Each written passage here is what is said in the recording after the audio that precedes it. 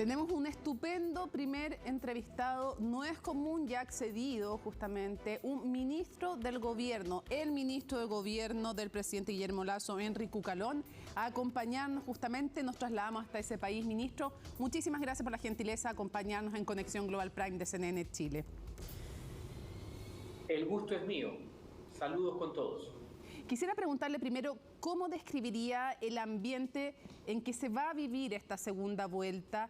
Y se lo digo respecto del asesinato de un candidato en primera vuelta, la inseguridad, la amenaza del crimen organizado. Cuénteme usted, ¿cómo lo ve el gobierno?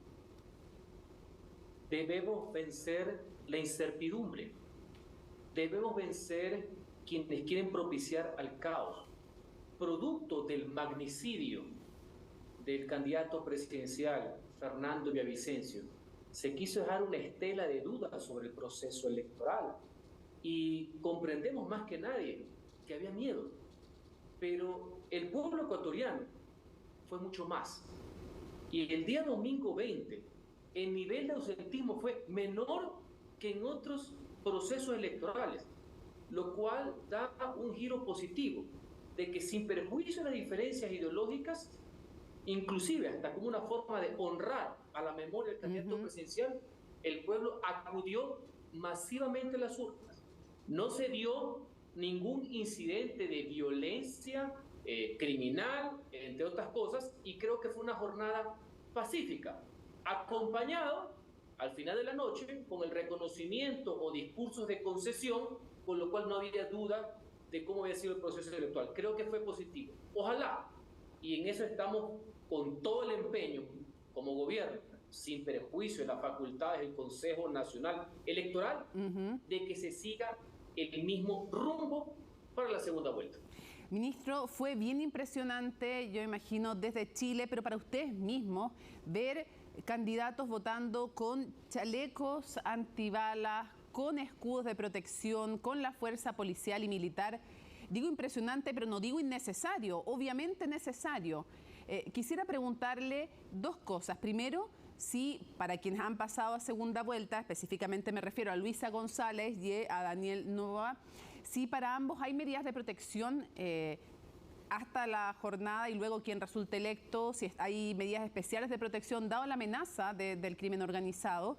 Y por otro lado, si usted diría que la situación de inseguridad en Ecuador, como han dicho algunos analistas y periodistas de su país y del extranjero, puede llegar a niveles críticos o ya ha llegado a niveles críticos comparables a los de Colombia en los 80 o México en los años 90. Primero, es a todas luces sin precedentes lo que ha tenido que vivir el Ecuador. Candidatos presidenciales asesinados, actores políticos que tienen que tener seguridad especial permanente del Estado, que se acercan a votar con medidas de protección especial como chaleco antibalas. Efectivamente, nosotros no tenemos esos antecedentes de violencia y habrá que analizar el por qué se llegó a esto y cuáles son las medidas que se han tomado, y ojalá que esto sea también un tema de política de Estado, porque no puede ser que el crimen organizado tenga de rehén al Estado, a la sociedad, a los ciudadanos fundamentalmente. Eso como un primer término. Y sí, todos los candidatos, el gobierno nacional, la Policía Nacional, le puso a su disposición efectivos para un mayor resguardo a lo que ellos ya tienen por sus propios derechos. Eso se ha ratificado en esta segunda vuelta y con carácter especial. Creo que es lo correcto. Creo que así debe ser y sucede en muchas partes del mundo. En cuanto a otra inquietud válida, oportuna, ese es el espejo en la parte negativa en la cual nunca nos quisimos ver reflejados, pero que lamentablemente por una serie de situaciones nos tocó, inclusive llegando a la muerte de políticos, como sucedió en la hermana República de Colombia entre los 80 y los 90. Entonces, ¿qué es lo importante sobre aquello? Al igual que esas experiencias, la sociedad, el gobierno, los actores políticos, tenemos que llegar a un acuerdo sobre lo fundamental. Podemos tener divergencias en muchas cosas y eso está bien, eso es propio de la democracia.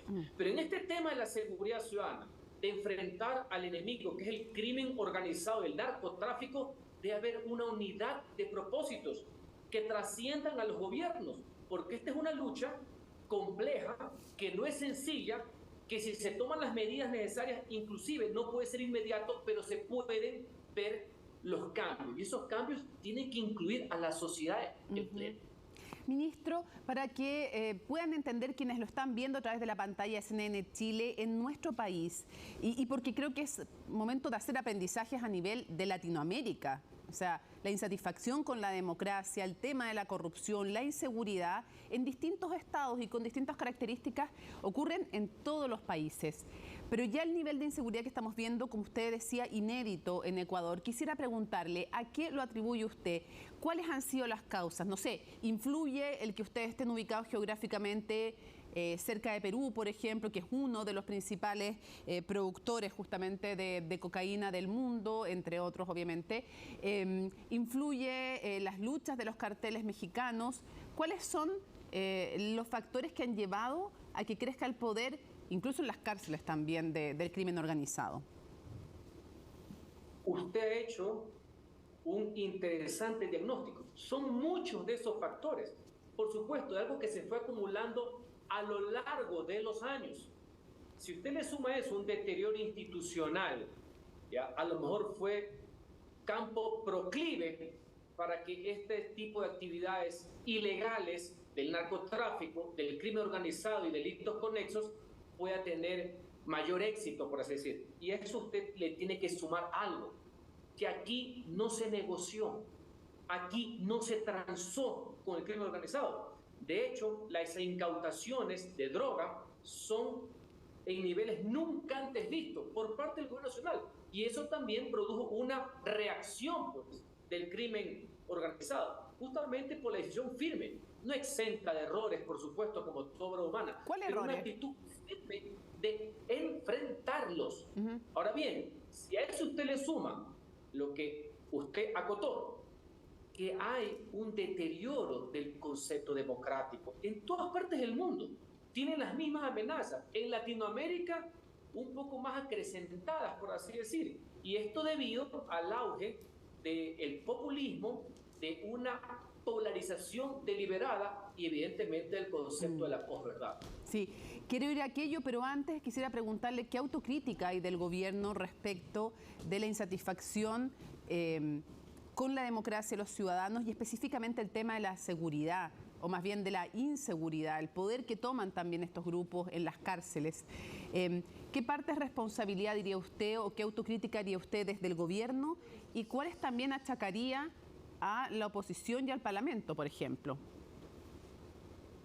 Mire, autocrítica siempre puede existir. Este era un fenómeno inédito. Recordemos que una de las prioridades principales que tuvo el gobierno hace 2 años cuando inició era la guerra sanitaria, la guerra por la vida, el tema del COVID, el tema de la vacunación. Entonces se juntaron muchos temas. Entonces creo que ahora inclusive se tiene claro cuáles son las medidas que se tienen que tomar, lo que se ha enfrentado, el equipamiento, sí, que ha tenido Fuerzas Armadas con un nuevo rol, que no solamente es el de la amenaza externa tradicional, de la guerra de fronteras, sino interna. A lo mejor eso se había tomado hace muchísimo tiempo antes. ¿Cuál es el nuevo rumbo, el nuevo rol, la nueva faceta que tienen Fuerzas Armadas? Eso por un lado. Y también del lado de la clase política en general. Mientras teníamos que ponernos en un solo objetivo con el enemigo común, no digo que no exista oposición, porque la oposición es necesaria en democracia, lastimosamente, algunos fueron proclives a que el Estado se encuentre desorganizado en favor del crimen organizado. Porque mientras trataban de dinamitar la democracia, con golpes de Estado continuos, con levantamientos, con falsas imputaciones de juicios políticos, delitos, delimitaban en general el Estado, mientras por otro lado tenían carril libre, por así decir, de afianzarse ante la debilidad los que están al margen de la ley, que es el crimen organizado, que justamente medra de esas circunstancias. Por eso insisto en mi idea fuerza principal. ¿Debe haber divergencias? Sí. ¿Debe haber contraposiciones? Sin duda alguna. Pero en este tema de la seguridad ciudadana y de enfrentar al crimen organizado no puede haber politiquería alguna. Yo le voy a poner un ejemplo sencillo. Aquí no hay una solución perfecta, sino la suma de varias alternativas, inclusive unas de carácter disuasorias. En febrero pasado, el Gobierno Nacional puso a consideración del pueblo una reforma constitucional para permitir la extradición de este tipo de crimen organizado.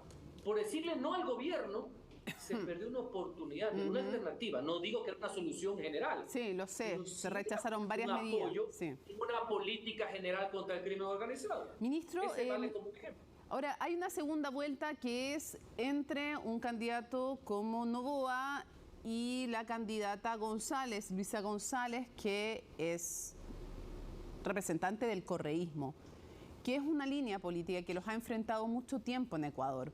Yo quisiera preguntarle, porque puede ganar cualquiera de los dos, evidentemente, lo dirán los ciudadanos ecuatorianos en las urnas, ¿no? Pero quisiera preguntarle qué significaría para el gobierno de Guillermo Lasso, o más bien también para usted. ¿Qué significaría para usted como político que retornara al correísmo? ¿Qué significaría para usted como político y qué cree que significaría para su país?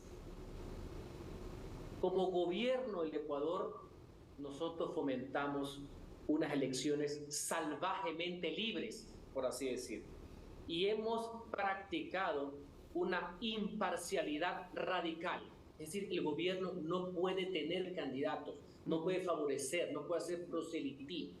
Eso es lo correcto, no solamente porque la ley lo prohíbe, sino el sentido común. Quien le habla como ciudadano, el cargo más importante que puede existir en una democracia, es obvio que yo jamás estaré de acuerdo con cualquier forma de totalitarismo, cualquier forma de autocracia que no respete las libertades individuales, que no profese el respeto al Estado de Derecho. Ya conocemos los antecedentes, pero ese es un tema de valoración personal. Como gobierno nacional, nosotros debemos practicar una imparcialidad nítida ante un proceso electoral. Desde su perspectiva, gane quien gane las elecciones, ¿cuáles son los principales desafíos para el próximo presidente o presidenta de Ecuador? Porque podría llegar o el político más joven de la historia en ser presidente o la primera mujer a la presidencia. En caso de que se den cualquiera de las dos posibilidades, ¿cuáles son los desafíos más importantes de su país? Gane quien gane, sin perjuicio de las preferencias personales, pero gane quien gane, nosotros vamos a garantizar una transición pacífica, ordenada y responsable del poder. Y eso involucra que en la materia de seguridad el presidente o presidenta electa tenga toda la información. Lo que no recibió el presidente actual, porque este es un tema de Estado, este es un tema que trasciende a las personas, a los partidos e inclusive a los gobiernos, en todas las áreas, pero fundamentalmente de toda la información que posee ahora sí el Consejo de Seguridad Pública del Estado, que lo conforman varias instituciones, no solamente gubernamentales. Eso como aspecto primario. Dos, sí se tiene que tener en cuenta que aparte de esta prioridad, tenemos el tema del fenómeno del niño y todas las medidas que se deben tomar, que se están tomando para efectos de mitigar semejante fenómeno natural. Esas como dos prioridades de primer orden. De ahí hay muchos temas que yo comprendo por el tema del electoralismo, no se quieren topar, pero cómo el Estado avanza tanto en temas de finanzas públicas como en materia de gestión de obras y servicios, entre los cuales se incluyen los hospitales, las escuelas, el equipamiento, la vivienda gratuita, entre otras circunstancias. Entonces nosotros vamos a trabajar de forma muy racional, no emocional, en los grandes intereses del país y este traspaso que yo le denomino ordenado del poder. Quisiera preguntarle una duda técnica para que se la aclare a quienes nos están viendo.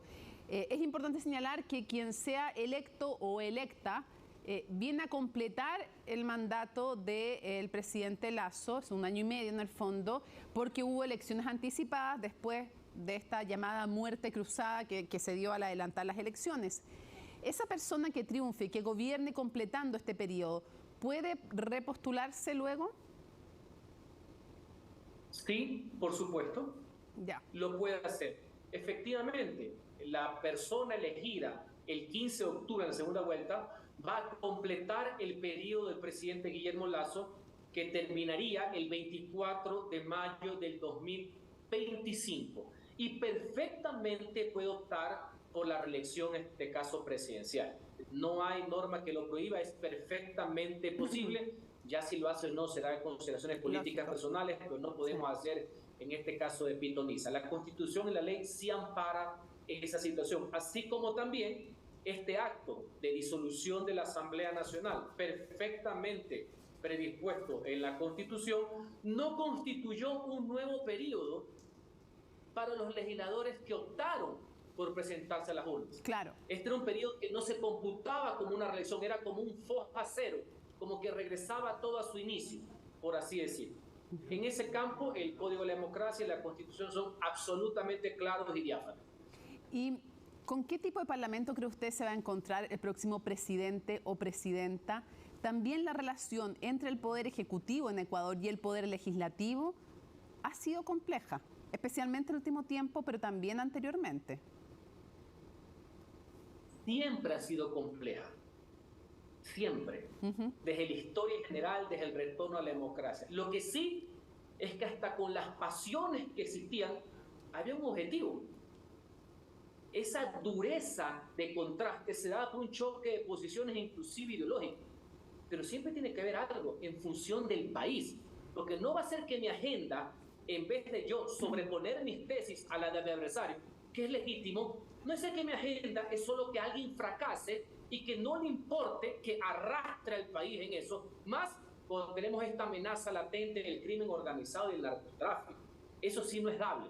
Y se dio mucho de eso, no digo a nivel general, en la anterior legislatura, que era una obstrucción permanente, ya con el fin casi conspiracional como agenda cotidiana, que no llegaba a ningún tema, sino simplemente crear los escenarios para que el presidente de la República se caiga, que era lo que siempre quisieron. Eso no es hacer país. Hacer país es hacer oposición. Hacer país es hacer un debate racional. En algunas cosas estamos de acuerdo, en otras no, pero con un fin, con una meta, con una agenda. Ojalá que el próximo presidente o presidente de la República tenga como contraparte un legislativo propositivo, que cuando haya que fiscalizar, lo haga, sin chantajear, que cuando haya que construir leyes, lo haga, sin obstruir también. Sí. Ojalá que tengamos una nueva legislatura que opere desde la racionalidad. Cierro preguntándole... Es lo que todos estamos por el bien del país, que es lo más importante en este momento. Cierro preguntándole, desde su perspectiva, ¿sería políticamente viable y desde el punto de vista jurídico aceptable un eventual, no sé si llamarlo, más bien amnistía, indulto al expresidente Correa? Hay una dimensión política y una dimensión jurídica, aunque aclaro, la propia candidata y el propio Correa han dicho que eso no va a pasar, que él no lo quiere y que tampoco ella lo haría. Haciendo esa aclaración, le pregunto, ¿sería aceptable jurídicamente y políticamente?